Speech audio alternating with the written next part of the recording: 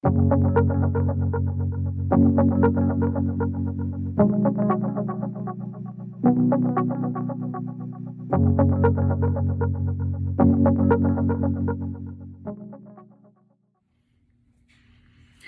and welcome to Makeup Mugwump. My name is Leanne. Thank you for joining me. I have an itch. I look like Mad Madam Mim from The Sword and the Stone. I'm aware. Okay, so my husband crimped my hair. My husband crimped my hair this week because I was just having a bad day, so he crimped it for me. This is 1,700-day-old hair. Yes, we'll put it up at the end, but for now, let's let's just get to it. Hey, so I thought today, I was like, oh, let's get ready. And then I was like, what's my theme? What's the whole point? And then I was like, do I have one? And I was like, no, I just want to do my makeup and I want to be happy. So I thought I'll do a no brand makeup tutorial where I don't tell you what I'm using. What lazy YouTuber? Actually, I think it's a really good idea because a lot of us focus on the specific product and saying, if I use this product, then I will have that result. In reality, there are lots of products that will give you, similar results, and you don't need that specific product, specifically if it is expensive. Which is one reason why I'm like obsessed with watching dupe videos, is because I want the high-end turnout. I want the color or the finish or the formula of the high-end, the smell or the, whatever it is. I want that, but without the price. And so I watch dupe videos. But another way to do that is to focus less on, the brand itself, like less on that and more on what it is that you like about that product. So I'm throwing on primers and things and I'm not telling you what I'm using. I'm not telling you. And I like watching these because when I was first starting out using makeup, which wasn't that long ago, like seriously using makeup, I didn't have a very big collection. I didn't have a lot of money to spend on it, and it was tough for me for someone to say, this is the eyeshadow palette you need, and this is the foundation you need, and this is the concealer that you need to do these things. And in reality, I could have used a variety of things that were within my budget, but also that I could multitask some products. I could use some things that were similar but not exact to get the same look, to get the same idea. And so when I'm focusing more on what the look is or what the look I'm going for, I can sort of close my eyes and pick, one of a dozen or 2 dozen or 6 dozen shadows and do that look just with a similar color or a similar finish in a different color. And the freedom of, it doesn't have to be this specific product, this specific palette, this thing, allows me to try different things and not say to myself, well, I can't do that because I don't have that product. I can't do that eye look because I don't have that glitter. Well, I got other glitters. I can do that with that. Sometimes it's about the technique. It's not about the actual product. A lot of times it's about the technique. And I'm someone that will switch out drugstore and high end a lot. I like drugstore a lot because I can get more. If it's something that I don't, it's not very specific to, well, if the quality is there and I'm able to say, oh, it's just as good as something else that is more expensive, then I don't have any qualms about using something that is extremely drugstore. And I mean extremely. Like Shop Miss is one of my favorite sites to go on. It is an online only store that has products that are mostly between $1 and $2. Most all of them are $1, but they do have some charities that they donate to, so they charge a little bit more than $1 sometimes, so $1.55 or $1.88, and those prices are all the time. That's not a sale price. That's not a hit and miss price. That's all the time. That's their baseline price, and then they have flash sales and stuff for free shipping or $1 shipping, or a percentage off or something like that, which is very reasonable. I just got a package from them with a few products, and I am happy to try anything from them. It's worth a shot to me. I found some things that I absolutely love. I would put it in my everyday makeup routine. I love that product more than any other product that I've bought. They are holy grail status products, and that's crazy to think. You can go to Sephora or Ulta, go down, look at something that is, $45 or $50, and a $1 product does better than that, which is to say that a lot of times the myth is that price gets you quality, and sometimes it does and sometimes it doesn't. I think you spend a lot of money on your tires over your car and your shoes for your feet, and then anything else, if it works for you, great. If it doesn't, it's you're out a lot less. That's how I see it, because it's never certain that a makeup product is going to work, and a lot of times it's harder to tell if something's going to work, even if you see someone else watch it or someone else use it. You're watching them use it. So, what have I used? I don't know. I can't tell you. Let's see here. Put some concealer on the back of my hand. Obviously, there will be some products that I can't necessarily hide exactly what I'm using because I put it directly from the thing on my face, but I'll do my best. Also, I'm not too serious about this thing. It's not necessarily that you can't know. It's just the focus is on other things and not the actual product. And it's not a product review of any way, shape, or form. We're just putting on makeup. So there's been actually a lot of releases lately. And I'm assuming that there's just so much backlog from earlier this year that companies are starting to churn it out. And it's been a long time coming for some of these companies. You can tell some of the smaller companies, some of the more independent makeup brands have been holding on to some releases, and now they're finally being able to get them out. It's a little tough as a consumer, firstly because some of these brands, like, I love and I want to purchase these items.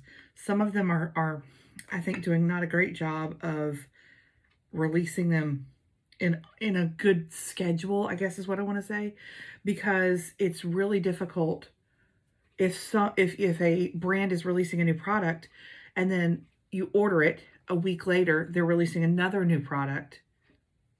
Now you're paying shipping again. In reality, what you really wanted to do was wait, but you didn't know they were going to release that product a week later.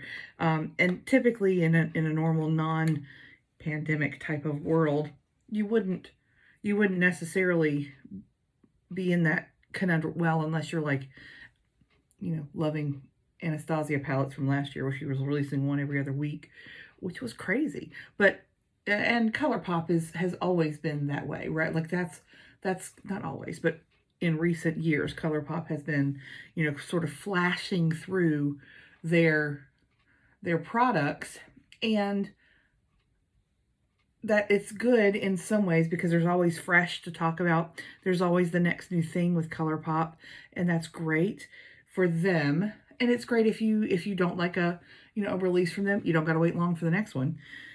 But it's a little more difficult if you love them all and you're constantly having to order.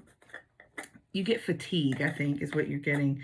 And with this thing close, we're not going to talk about packaging, but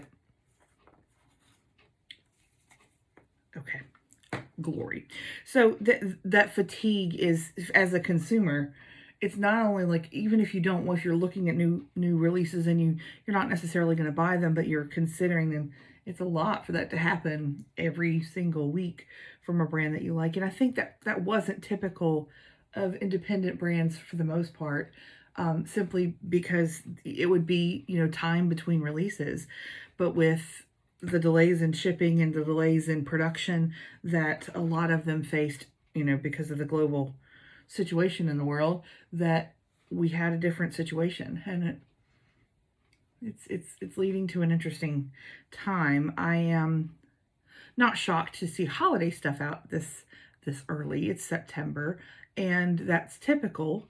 And I'm a little torn about that for a few reasons. One is that I think, well, I enjoy holiday things because they are special, and you are, drawn to a lot of times the packaging, or it's a lot more glittery and unicorny and those kind of things, which I do like a lot. But it's something that so early in the season, if it is released and it sells out, it sort of it loses it for me. Like I don't necessarily want to buy my holiday treats for myself and anyone else in September. Like I don't necessarily want to start gift shopping now. And so that makes it a little difficult to, if it's going to sell out and super popular, and you're in danger of not getting, the shade that you want, or it at all, because it's so limited and it's released so early. That's a little much for me. And I don't love that. So now I'm not someone that begrudges anyone, holiday year round. I keep my Christmas tree up the entire year because I love it. It lives in my living room and I love it so much. I think that was a mistake. Hold on. This is a relatively new product, and I think mistakes were made. There we go. We just need to blend a little bit. Not going to talk about what it is, but boy howdy, is that shimmery. That's beautiful. We'll talk about it later, about what it is. What is this hair doing, y'all? Get back.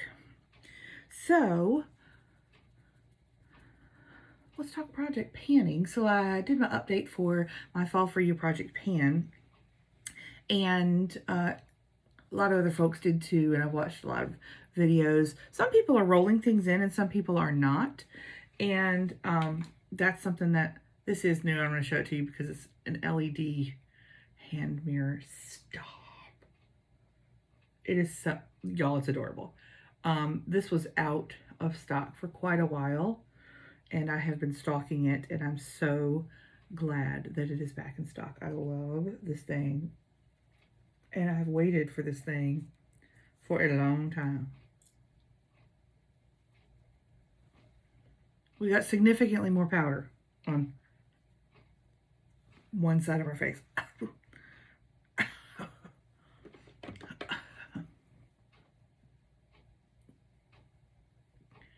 I'm not a baker. I don't like, like in real life or on my face. I have dry under eyes on a good day. So something that is going to emphasize that, it's not good for me. But I will sometimes pack a little bit more powder.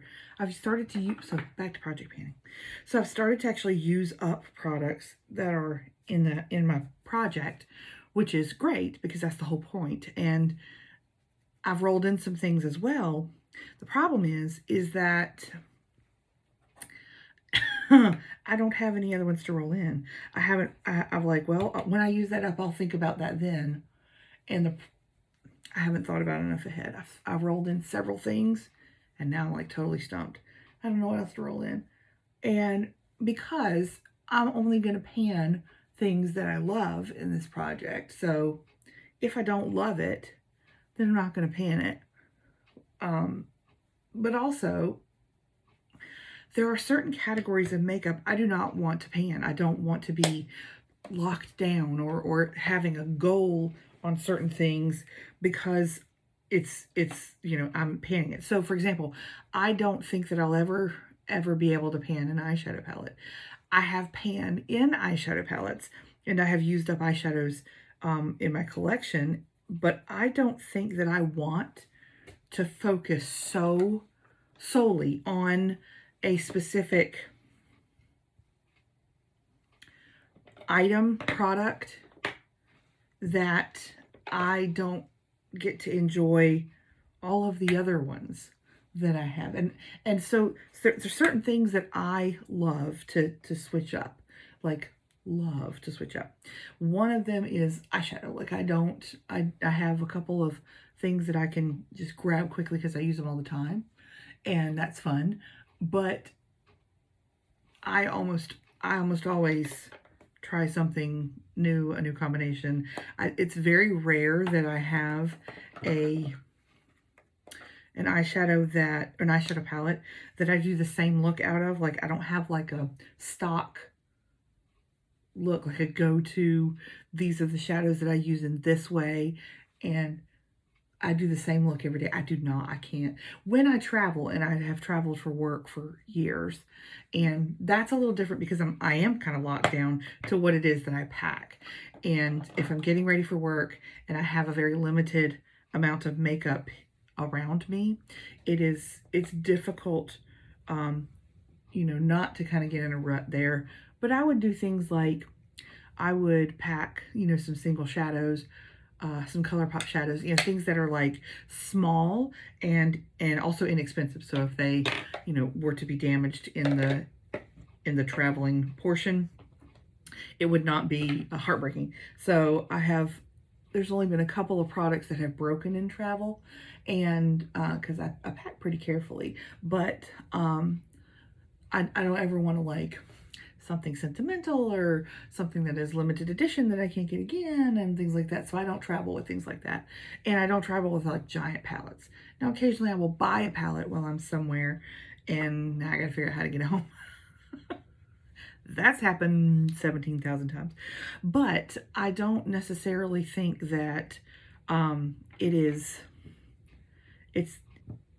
worth the hassle of, figuring out 15 different palettes to take with you.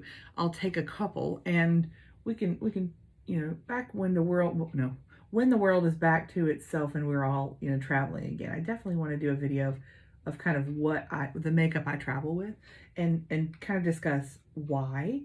Because somebody who travels every week or whatever for work really does have to think strategically about what you're packing and why you're packing it, what you're using it for. And so folks who travel, a few times a year can certainly benefit from someone who travels all the time, and what their advice would be, whether you take it or not. But it would be interesting to me to talk through that and hear what y'all have to say as well on what you travel with when you do travel. And it will probably be a while coming. We're not anywhere near, we're not in danger of travel being opened up, at least in the States, in the same way that it was this time last year. So I was actually traveling well into March of this year, but and I travel on this year. My job is based in California, and so I was traveling to and from Anaheim, and the day that Disneyland closed, we decided I should come home. So we were quickly booking flight and heading out of town. And it took actually quite a while. I took an overnight flight. It was it was an all-night ordeal to get home, and I didn't know how long I'd be home for, and so it took me a while to kind of unpack my travel makeup bag and my suitcase and things like that, because it's just, I typically would do laundry and then just dump it back in. It was a little bit of an adjustment to say I'm not traveling anymore, so it's been a little bit interesting. All right, so let's do an eye look, and I think I'm gonna go, I'm all into fall, and I know it's not necessarily the time. I don't care. I live in the South. It got cooler. It's on. I don't have pumpkins out yet, but you better believe that I will as soon as possible. Let's do, and I have a new eyeshadow palette. I have no idea how it's going to act or react, but we'll find out. I am someone who absolutely loves just Halloween decorating and doing the whole giant blow up things in the yard. Like, I'm that person, like beyond that person. And so I am fighting my own self because I want to go do that right now. And it's a little bit early in the season for me to be doing that. I keep telling myself it's too early, but I really just want, I think my soul needs it, is what it is. It's not necessarily that I'm, dying to decorate. Like, it's not the verb of decorating that makes me happy. It's just seeing my house look festive and bring joy to other people and to myself, because we kind of need it this year. We are certainly struggling with joyous occurrences at the moment. And so finding joy in the everyday things is always something that I strive to do, but I think specifically now it has become more and more difficult to do that with ease. So we're learning, we're getting there, but I think a lot of times in life when things happen and there's tough stuff, I ask myself, what am I supposed to be learning here, so that I can hurry up and learn it, and then we're done with all the crazy negativity or the struggle. I'm just trying to be efficient. But I think there's a lot to have been learned this year, and I'm not sure that I've actually learned it all. But there's been some things that have been joyous. Not a lot, but there's been joyous things. For an introverted person, which I am, this year has been good for my soul, because I have been forced to participate in like a global introversion, and so folks can't get mad at me for not going places because they can't go either, and that has been nice, because I am a not go places kind of person. I'm a stay home kind of person. All right, I've got a little bit of fallout from this, which I'm not surprised given the fervor with which I was blending. I'm going to make sure I clean that up. So I'm going for, I don't know, kind of a fall pumpkin-y look here. I've got a matte burgundy, orangey fall. I don't know how to describe this color. It's not really, it's a ruddy orangey brown. And then I've got a darker brown in the outer portion of my eye. And then I think I'm going to go full on like burgundy, like shimmer on the lid. Yeah, we'll do that. These colors are good for my eye color, which, depending on the lighting and also depending on the color of eyeshadow that I'm wearing, they are gray, but they can look and pull quite blue if I'm wearing colors like this, or orangey colors, orangey coppery colors. My eyes will look much more blue than they actually are. And it also depends, again, on the lighting that the photo is being taken. Okay, I like that a lot. Let's do it.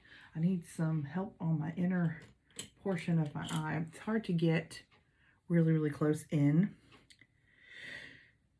Let's just use that same burgundy. Let's go all the way in. Sometimes it's not necessarily the product, but the tool that you're using. So for example, this little teeny tiny, it's like a flat little smudger, but it's teeny, fits perfectly in my inner corner, and I need that because my eyes are hooded and I can't get my finger pads all the way down along where, in the inner corner where that is. Okay, that looks good. Let's blend real quick. I've been enjoying the fall palettes that I had pulled for my fall makeup video, which is on my channel if you want to see some of my favorite fall singles and fall eyeshadow palettes. It's up. This color scheme is one that I really like, a burgundy brown ruddy color scheme. I like that in fall. I like it also in summer, a little bit more burgundy than some folks might like, but I like that color on me specifically. So I mean, you can wear colors anytime you want to. Doesn't matter what time of year it is or what anyone else says. You do you. But there are some seasons that I enjoy some colors just innately because of the season. In spring, I am a pastel fiend, and I love them. But I can rock a pastel look right now. I don't necessarily need it to be spring in order to do that, but I do like it very much.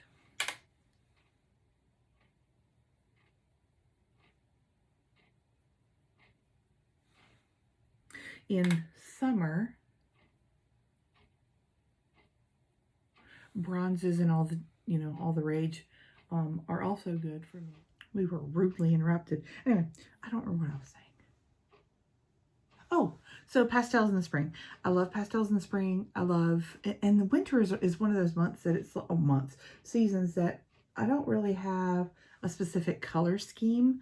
You know what I mean? Like, it's not like a color thing. It's more of a finish thing for me in the winter. It's glitter lids and, snow white cheeks and things like that. Like that, I like that look in the winter. Bronzy goes really well in the summer with my skin tone, and I do like that. It's just not every day, and I don't tan, so I'm very, very pale even in the summer, and it doesn't matter that other people are beautiful and, brown as a biscuit. I will never be, and so sometimes even kind of faking that doesn't look flattering, but I don't care. It's my life. I do what I want. All right, so there's the eyes. Let's do some mascara. Ooh. Am I going to move you? I'm so sorry. My little eyelash curler lives over there. So ouch, as I pinch my own skin. Let's try that again. As I'm using this lighted makeup mirror the last few days, I enjoy it, but I also hate it because I'm finding that I can sit here and look into it like the Mirror of Erised in Harry Potter and forever and ever and ever, looking at all the flaws on my face and bemoaning, life and genetics and the fact that I didn't use SPF until I was 30-something years old. What was I thinking? Well, I guess I wasn't thinking. And I didn't think it mattered. If I didn't go out in the sun and it's not super sunny that I didn't need sunscreen, lies, girl. You need sunscreen every day. Whether you're indoors or out, whether it's sunny or not, put it on. Sun damage is the #1 cause of aged skin, or skin that looks like it's aged. That's, my skin is as new as the last cell refresh, but it's something that if you are not, if you don't want to combat some of the signs of aging with things like products, the #1 thing to do is just prevent it. And you can start any day. Like, it doesn't have to be a big deal. Just start putting sunscreen on. And there are people who are militant, and you can watch lots of YouTube videos, dermatologists and such, that slather it on 15 times a day, and they put it on, right in the car before they go in, and in the bathroom of the store before they go out. There's folks that can go to the nth degree. What I will say to you is that some is better than none. And so this is not one of those things in life where you have to do it all the way or else it doesn't count. That's not true. With sunscreen, anything is better than nothing. And if you're currently doing nothing, do a little bit more. Just do a little bit. You will not regret putting on sunscreen. Also, if you are a person who who says, oh, I don't like sunscreen, it makes me sweat, it's so greasy, you're not using the right sunscreens. Let me rephrase. There are sunscreens for different parts of your body, and there are sunscreens for different bodies. And so if you are looking for something that is non-greasy or doesn't make you sweat when you put it on, don't go to the sunscreen aisle in the drugstore and pick up like a copper tone next to the pool and slather that on your face. It's never gonna soak in. It's always gonna be difficult to well, you're always gonna sweat and something like that if you're a sweater, which I am too. You need a facial sunscreen. They do sell them at the drugstore, and there are many videos up about that and what to look for and some recommendations.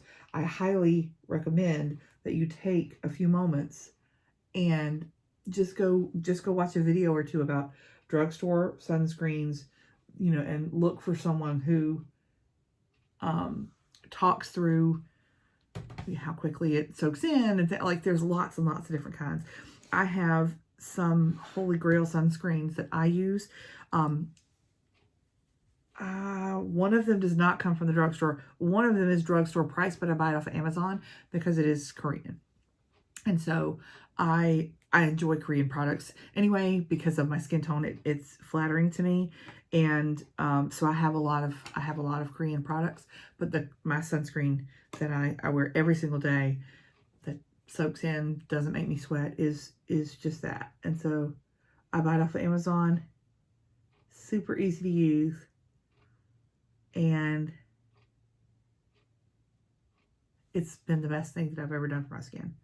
And you can do retinols, and you can do lactic acid, and you can do hyaluronic acid, and you can do AHA, BHAs. Like, you can do all these things for your skin, but if you're not protecting it, all you're doing is just chasing that sunscreen dragon. You should protect your skin first, and then begin to repair. In my opinion.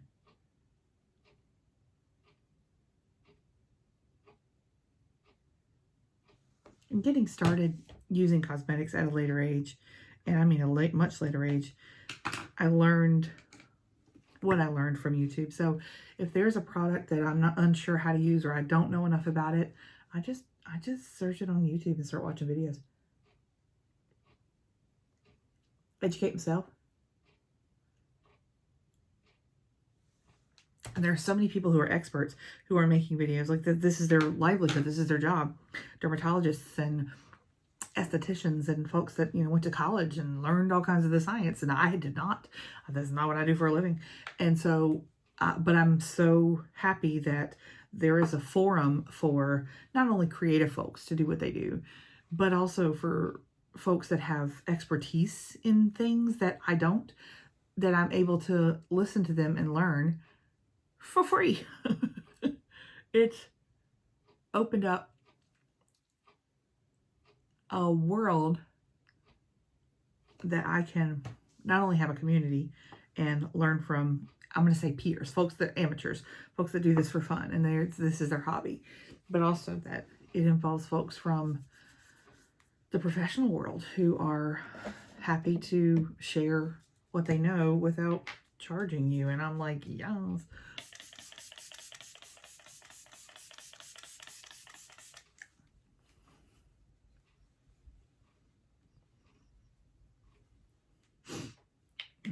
This one doesn't smell great. I'm using up my setting sprays. I'm using them up. That one don't smell great, so let's do another one that smells more better. Oh, that's much better. I have some facial mists. I don't care what they do for my face. It's just that I want to spray that smell on my face. Oh, that's much better. Ooh. Ooh. We got anger over here. Ooh. That's an angry dog. All right, you want to do hair together? Let's do hair together. Let's just go all out. Let's do it. Let's do it. All right, so this is, I'm not kidding that this is very much old hair. Like from, I wash on Sundays, so once a week I wash my hair. I love, there are some things that quarantining has done for me. One, is training my hair that it doesn't need to be washed as much as it used to. It doesn't. And I needed some adjustment time. And some adjustment time that, like, folks weren't right next to me and saying, your hair's kind of greasy. Like, you know what I mean? Like, I didn't have to go to work. So, I mean, I was working from home, but I didn't have to go anywhere and see anything. And, you know, those video conferencing calls, they don't really, you're not up on your scalp. You can mask a lot. And you can use a lot of dry shampoo, which is what I just put in my hair. And so tomorrow I will be washing. So this is day before wash day. And so I don't use a lot of heat on my hair. Air dry it almost every single time. Unless I'm impatient. And my husband did crimp my hair. Like, this is super crimpy from Monday. Today is Saturday. So I've not touched it up. I haven't done a thing. I typically wear it down for a couple of days. And then I begin to put it up in various degrees of putting upness. And on the day before wash day, it's usually some type of messy bun. I'm going to use an actual product that I really, really like. And I'll tell you what this is. This is a Pony-O. It was one of those things that kept popping up on my Instagram and my Facebook. And I was like, this must be some sort of, you know, multi-level marketing scheme. But it was not. It's an actual company. And they are hard, you know, bendable things. This is the thinner one. I've got multiple ones of these, but this, it looks like an elastic band. It is not stretchy. It is hard. And so this is one of the ones that I use. You pinch it like flat. See that? You pinch it flat, and then you flip the ends under and pinch those in, and it literally holds your hair all day, and it does not fall. So I have a lot of fine hair, like a lot of it. Oh yes. And so it's difficult at times to find things that will hold my hair that my hair doesn't slip out of, you know, like if it's kind of slippy. Now crimped, it's not really slippy, but that's it. That's the do today, which is good. I'm not leaving the house. I'm not going anywhere, but that's the no brand. No, we ain't talking about anything. Just doing our makeup, having a good day doing our makeup. Thank y'all so much for watching. I really appreciate you spending some time with me today. If you enjoyed yourself, please give this video a thumbs up or a like. It really helps my video out. It's free to you, helps me out. You can also subscribe, which is free, which means that you will have a subscription feed that all of my new videos will come up in. If you'd like to see more of my videos, click on my down below, click on the name of my channel and then go to videos, and you can see all the ones that I've recorded. I'm a relatively new channel, but I'm enjoying myself. And if you enjoy yourself, subscribe. Thanks so much, you guys. Have a great rest of your day.